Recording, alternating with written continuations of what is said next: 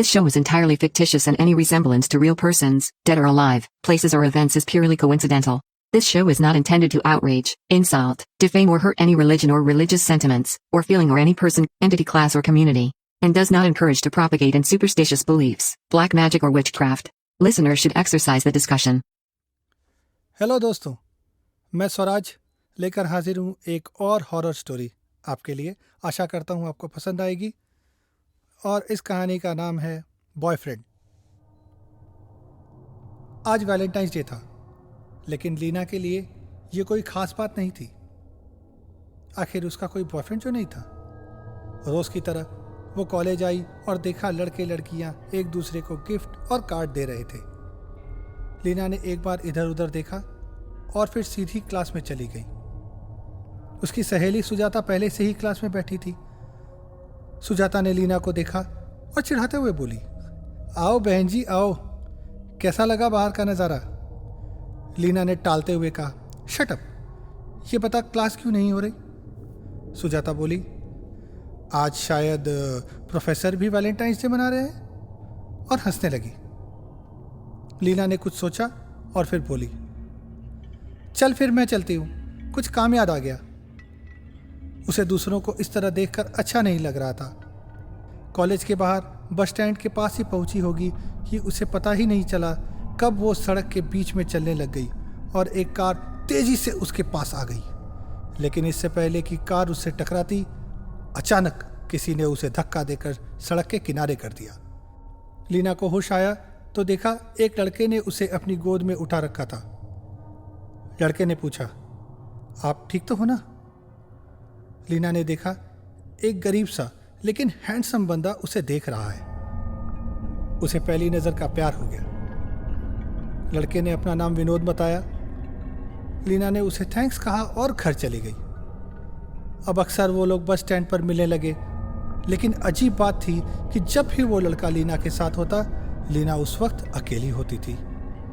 कोई सहेली होती तो विनोद अचानक कहीं चला जाता। लीना ने एक दिन पूछा तो विनोद ने कहा, मैं अभी इस लायक नहीं हूं कि तुम मुझ पर नाज कर सको, मेरे पास तो नौकरी भी नहीं है। यह सुनकर लीना ने समझाया था सब ठीक हो जाएगा, लेकिन विनोद अपनी बात पर टिका रहा। खैर, एक दिन लीना ने विनोद के सामने एक जिद पकड़ ली।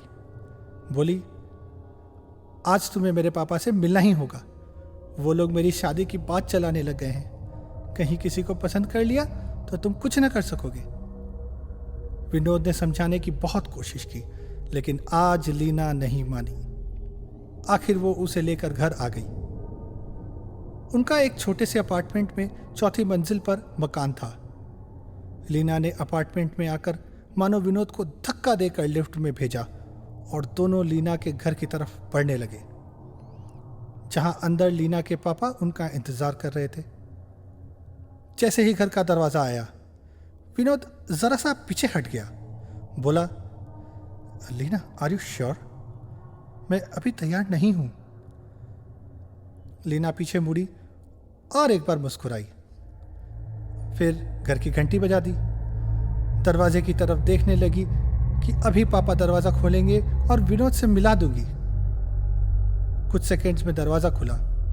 पापा ने दरवाजा खोला और लीना को देखकर कहा, आओ, मैं तुम्हारा ही इंतजार कर रहा था। लीना बोली, जी पापा, यही है वो लड़का जिससे मैं आपको मिलाना चाहती थी। इसका नाम विनोद है। पापा बोले, कौन सा लड़का, कहाँ है? लीना तुरंत पीछे मुड़ी तो देखा विनोद गायब है। ये क्या, अभी तो यही था, अचानक कहाँ चला गया?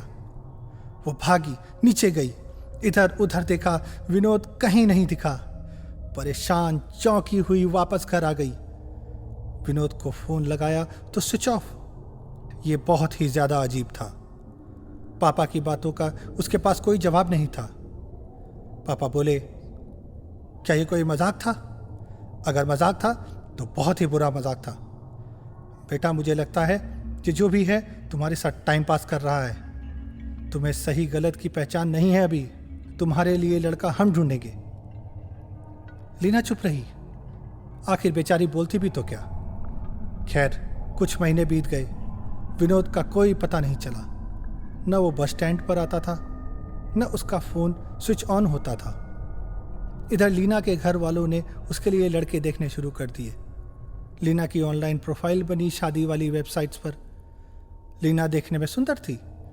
रिश्ते आने लगे, कुछ उनके ही शहर से, कुछ दूसरे शहरों से भी। एक दिन एक लड़का आया जो दूसरे शहर से था। उसका नाम मनोज था। वो अपने माता पिता के साथ लीना से मिलने आया था। फ़ोन पर बात हो चुकी थी थोड़ी बहुत। ये लोग लीना के घर वालों को बहुत अच्छे लगे। अच्छा लड़का, अच्छा परिवार, आखिर क्यों ना पसंद हो।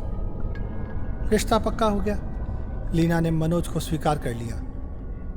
अब दोनों फ़ोन पर बात करने लगी। लेकिन एक दिन सुबह लीना के लिए एक पार्सल आया। उसमें लीना के फेवरेट फूलों का गुलदस्ता था। ये बात बहुत ही कम लोग जानते थे कि लीना को ये फूल पसंद है। मनोज तो अभी लीना को ठीक से जानता भी नहीं था। सबसे बड़ी हैरानी की बात थी, उस गुलदस्ते में जो मैसेज था उसमें आई लव यू लिखा था। और जब लीना ने सोचा तो उसे याद आया, ये बात तो सिर्फ विनोद को मालूम थी। वो सहम गई। आज अचानक ये सब क्यों? आखिर इस विनोद की सच्चाई क्या है? कहीं ये उसी ने तो नहीं भेजा? लीना के घर वाले भी थोड़ा डर गए, लेकिन सोचा बस कुछ दिन में शादी है, फिर कोई कुछ नहीं कर पाएगा। और लीना सोच रही थी, विनोद गया तो कहाँ? कौन था? ठीक से जान भी नहीं पाई। ये एक रहस्य ही था। सवाल और भी बढ़ने लगे जब आए दिन लीना की पसंद के गिफ्ट्स आने लगे।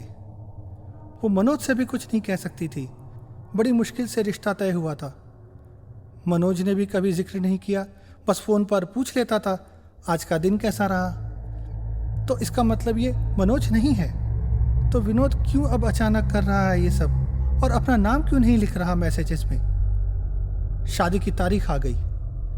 आज भी सुबह एक गिफ्ट आया आई लव यू के मैसेज के साथ, जिसमें लिखा था तुम मेरी हो, बस मेरी। ऐसा मैसेज पहले कभी नहीं आया। सब लोग डर गए, लेकिन हिम्मत करके शादी की तैयारी में लग गए। किसी तरह शादी निपटाई और लीना विदा हो गई। मनोज और उसका परिवार जिस होटल में ठहरे थे वहीं लीना चली गई। दूसरे दिन की वापस जाने की टिकट जो थी। शादी के बाद वाले दिन सुबह लीना के दरवाजे पर एक लड़का आता है। लीना के पापा ने पूछा, कौन हो तुम? तो जवाब सुनकर वो चौंक गए। ये कोई और नहीं, विनोद ही था। उन्होंने उसे एक थप्पड़ मार दिया। विनोद बोला, मैं इसी लायक हूं सर।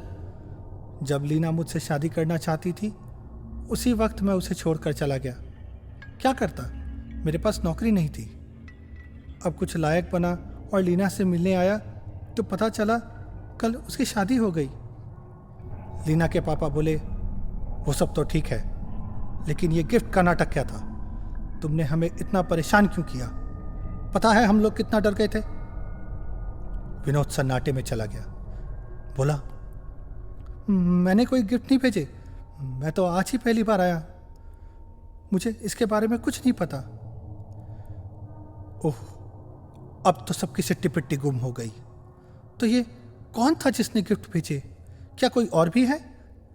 विनोद ने जिद की एक बार लीना से मिलने की। बोला, मैं उसका कज़न बन के मिल लूँगा, प्लीज़ एक आखिरी बार मिलवा दीजिए। उससे पूछते हैं क्या कोई और भी लड़का था उसकी ज़िंदगी में।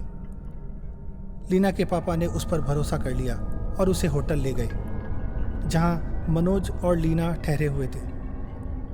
आखिर सबको लीना से मिलना जो था, क्योंकि वो शाम को दूसरे शहर चल जाने वाली थी।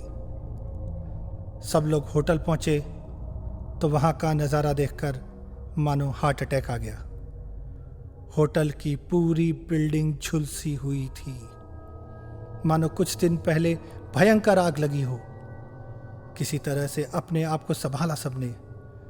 विनोद ने वहां सामने एक चाय वाले से पूछा, भैया ये होटल में आग कब लगी?